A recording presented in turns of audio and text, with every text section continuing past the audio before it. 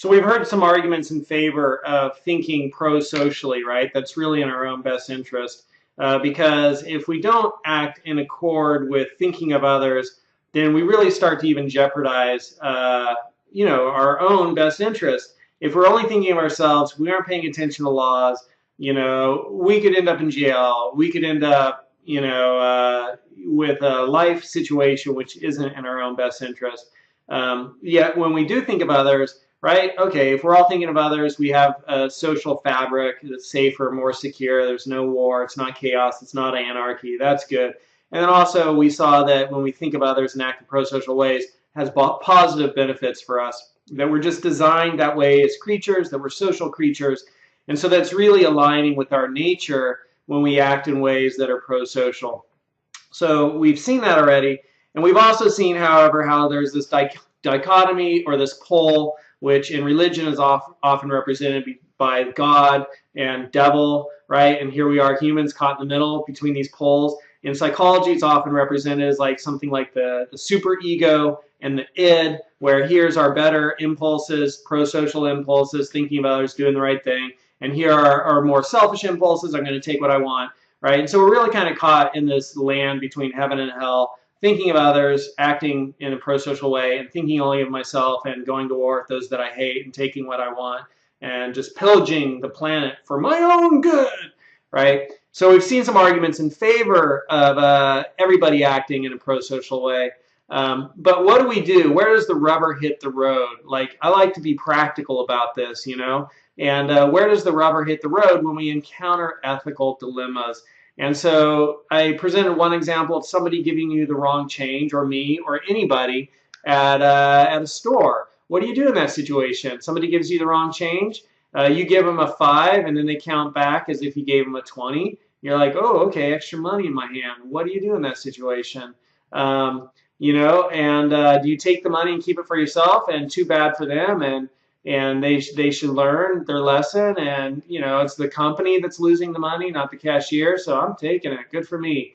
Or do you act in a way that's like, oh well, this person might get in trouble, the checkout clerk, I don't want them to get in trouble, I make mistakes, I'm human. If I was to give somebody the wrong change, well, I'd want them to point it out to me. I wouldn't want people to steal from me, so I'm not going to steal from them. I'm not going to take from them what is not rightly mine. So the wrong change would not rightly be yours. So how do you deal with that ethical dilemma when where does the rubber hit the road? When you get the wrong change, how do you deal with that? Likewise, if you found a wallet full of money, there's do you return the wallet to the person, or do you keep the money and throw the wallet away? Right? Pro-social, what you should be doing, right? God, heaven, kind of superego response, giving the money back, giving the wallet back. Or taking for yourself, only thinking of self, the lower sort of id, devil, right? Only thinking of myself. There's a comedian who made the joke. He said, I found a wallet full of money, and I thought, well, what would I want if I lost my wallet? This is a comedian, right?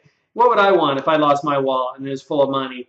And the comedian said, you know what I realized? I would realize that if I lost my wallet full of money, I'd really want to be taught a lesson. Meaning he was going to keep the money, and that'll teach them a lesson. So what do we do when we have an ethical dilemma, like getting the wrong change, or finding a wallet full of money? Or, there could be even greater ethical dilemmas, like do we stand up for injustice when we see injustice occurring? Or do we, say something when we see somebody hurting or harming somebody else? Or, do we say, oh, that's none of my business, that's their family, and what they do in their family is their family? Or do we, when we're working for a business or an organization, and we see a way that, hey, we could make a little bit more money for ourselves, or maybe not give everything we were paid to give, only work part way as an employee and learn to ride the system. What do we do in those situations? So ethical dilemmas. And I've faced all of these ethical dilemmas that you see right here on the screen. I've been given the wrong change. That happens quite frequently. And often I'll be like, I'll look at the receipt and I'll realize they didn't charge me for something. I'm like, dang. And then I go back in and I pay for it. Costco, one time we bought a case of wine and they only charged us for one bottle. So I went back there and gave them $150. because 12 times 12 bucks, you know, or whatever, $13 a bottle, it adds up. And you know, another time I found some diamond earrings at the swim club where I used to swim. Haven't been swimming there recently. And so what do I do with those diamond earrings? Do I take them down to Fresno Pawn Shop and get a little money for myself? A couple $100 probably, right? Maybe more. Or do I take them to the front desk and say, hey, I found some diamond earrings out by the pool, and they looked like the real thing. I'm pretty sure they were. Yeah, so of course I took them back to the front desk. And the person who lost them was very grateful that they were turned in. You know, I've sometimes wondered about selling textbooks online. Publishers sometimes send us textbooks. All right, well, I'm done with it. Should I sell it online, make a little money for myself? Or did the publisher really send me the textbook because they wanted me to sell it online or because they wanted me to look at it? So that's a dilemma I faced as an instructor, which is less black and white, you know? Likewise, one time the city of Fresno is giving away sandbags for flooding, and you know, if the street or whatever, they were responsible for the flooding, you could go get free sandbags. And a friend wanted some help, and I ended up taking the sandbags, even though the flooding caused at my friend's house wasn't by the city, but just by my friend's backyard. So really the city, you know, you were only supposed to get the sandbags if the flooding was caused by the street, the city, right? So those are some ethical dilemmas, and on all of them except for the sandbags, I acted in the pro-social way. Sandbags, I kind of, you know, just didn't say anything, and they gave me the sandbags. And on the textbooks, I've been on both sides of the fence on that one. All right, so the next videos, we're going to look at tools we can use to make better ethical decisions, which ultimately will be in our own best interest, because we'll feel better about ourselves. We'll be somebody who people can trust more, right? So we'll be a person, a character.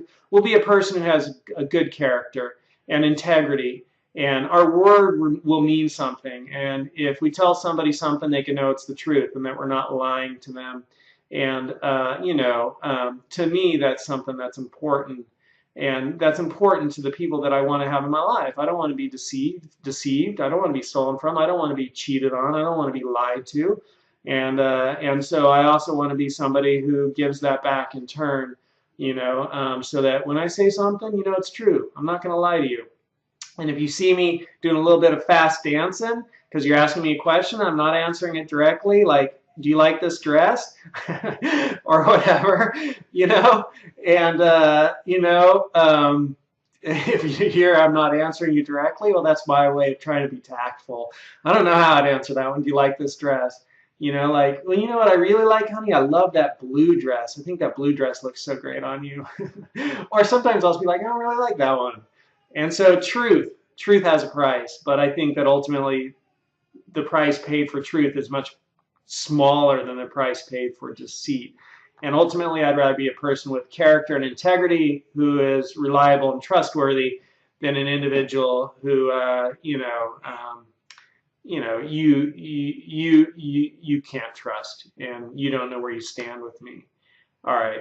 So we're going to learn ethical decision-making tools, how to make better decisions in the next couple of videos. We'll take a look at those.